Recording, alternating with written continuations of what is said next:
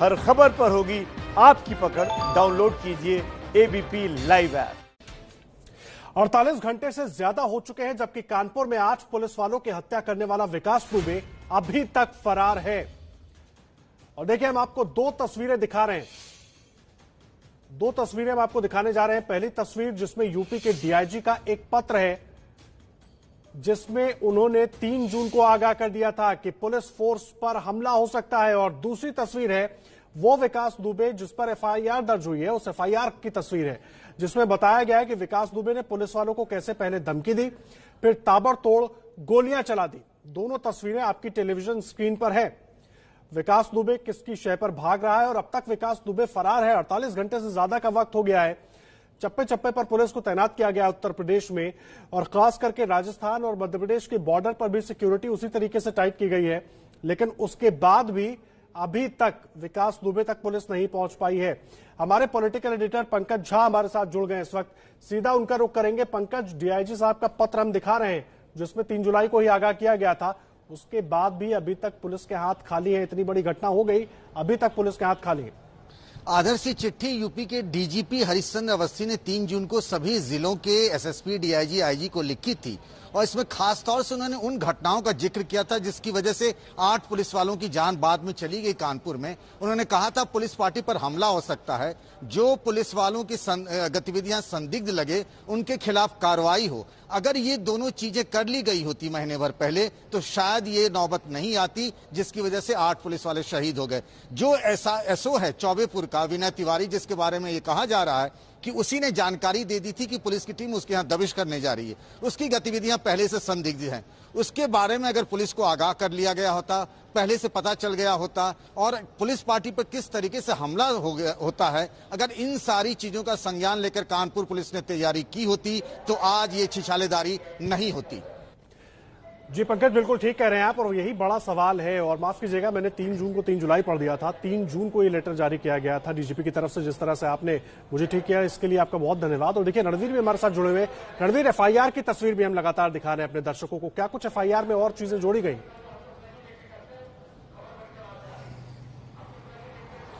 देखिए, एफआईआर में एक चीज साफ है कि पूरी प्लानिंग थी पहले से, और जिस तरीके से एफआईआर में भाषा लिखी गई है, जाहिर है अपराधियों को जानकारी थी कि पुलिस की टीम आ रही है। और इसीलिए जो जेसीबी लगाई गई थी 20 मीटर पहले, उस जेसीबी के पास जब गाड़ी रुकती है पुलिस वालों की और वहां से जेसीबी की साइड से पैदल जाते हैं, तो विकास दुबे अपने छत से पहले धमकी देता है, अपने साथियों के साथ फायरिंग करता है। और सिर्फ विकास दुबे नहीं बल्कि सामने जो प्रेम प्रकाश का घर है वहां से भी फायरिंग होती है। तो पुलिस की टीम पर 3 तरफ से फायरिंग होती है और इस फायरिंग में घायल होते हैं।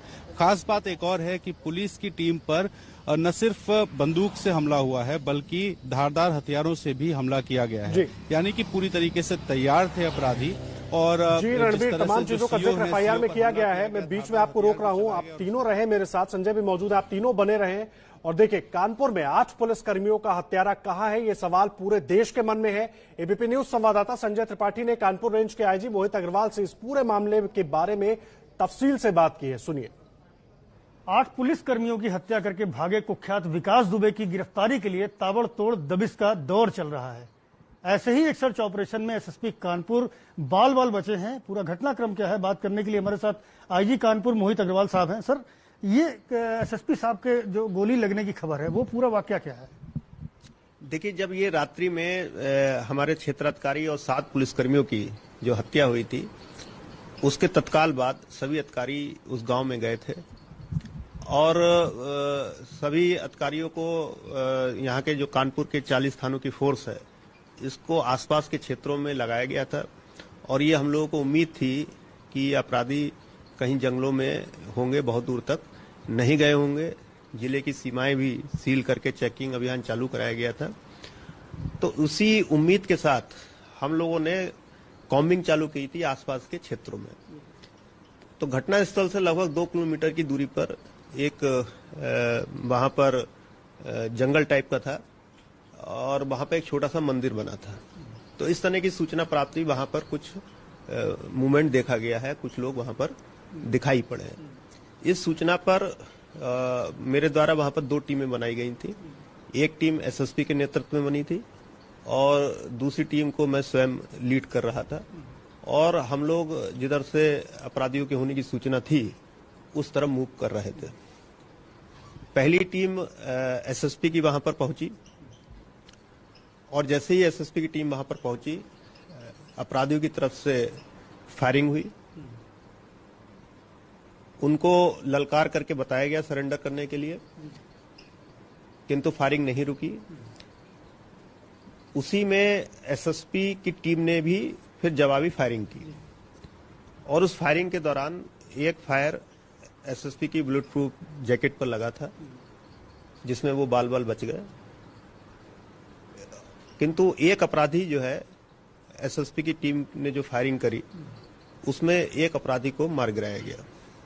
इसके बाद जब हमारी टीम जो दूसरी टीम थी वो गोलियों की आवाज सुनकर उस तरफ पहुंची तो शेष अपराधी भाग करके आड़ लेकर के फायरिंग कर रहे थे। पास में एक मंदिर था, तो वहां पर हमारी टीम ने उनकी घेराबंदी की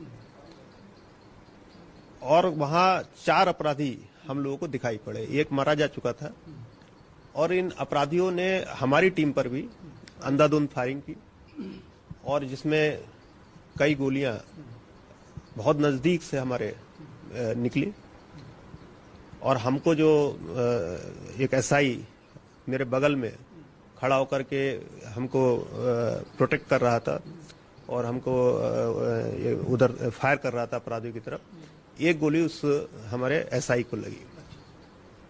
अच्छा, विकास दुबे का सर अगर बात करें तो कितना विकास दुबे गैंग की तलाश है, कितने लोगों की तलाश है और अब तक क्या उपलब्धि है, कितने लोगों के बारे में पता लग पाया है? क्या विकास की कोई लोकेशन मिल पाई आपको? देखिए, विकास दुबे ने जो घटना को अंजाम दिया है, इस घटना में जो अपराधी सम्मिलित रहे ऐसे 21 अपराधियों को हम लोगों ने आइडेंटिफाई कर लिया है और इसमें से 2 अपराधी उस दिन की मुठभेड़ में ढेर हो चुके हैं। एक अपराधी आज पुलिस मुठभेड़ में घायल हुआ है, उसको गिरफ्तार किया गया है। इस प्रकार से अब 18 अपराधी हमारे आज की डेट में वांटेड की सूची में हैं। इन सभी अपराधियों पर पुरस्कार घोषित किया जा चुका है। इसके अलावा अन्य अपराधी जो इसमें सम्मिलित थे, इनके आइडेंटिफिकेशन का कार्य चल रहा है। जो आइडेंटिफाइड अपराधी हैं उनकी गिरफ्तारी के लिए हमारी टीम में लगी भी हैं और एसटीएफ की टीमें भी लगी हैं।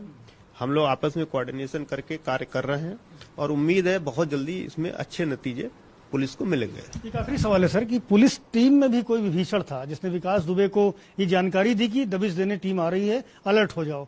विकास दुबे ने भी धमकी दी थी पुलिस को, ऐसा भी जानकारी में आया, इसके बारे में बताएं। देखिए, एक दिन पूर्व थानाध्यक्ष और विकास दुबे के बीच जिस प्रकरण में एफआईआर लिखी गई है उस वादी को लेकर के थानाध्यक्ष वहां गांव में गए थे उस पूरे मामले को समझने के लिए और वहां पर इस अपराधी के द्वारा थानाध्यक्ष पर राइफल तानी गई थी और उनको धमकी दी गई थी। लेकिन थानाध्यक्ष के द्वारा इस बात को विभाग के उच्च अधिकारियों को नहीं बताया गया, न ही इस बात का जिक्र उन्होंने थाने के रिकॉर्ड्स में किया। जहां तक विभीषण की बात है, अभी हमारी इसमें जांच चल रही है और चौबेपुर थाना क्षेत्र के जितने भी पुलिसकर्मी हैं सब हमारी जांच के दायरे में है। देखिए, आईजी कानपुर रेंज को सुन रहे थे आप, पूरे तफसील से इस घटना पर वो जानकारी दे रहे थे। नजर हमारी लगातार बनी हुई है, आप भी बने रहिए एबीपी न्यूज पर। कहा गया कानपुर का क्रूर हत्यारा। हमारे साथ संजय त्रिपाठी भी जुड़े हुए हैं और पंकज झा भी मौजूद है न्यूज सेंटर से। संजय, मैं आपके पास आ रहा हूं, मुझे एक बात बताइए, कानपुर से क्या ताजा अपडेट है? कुछ सुराग अभी तक लग पाया क्या हाथ पुलिस के?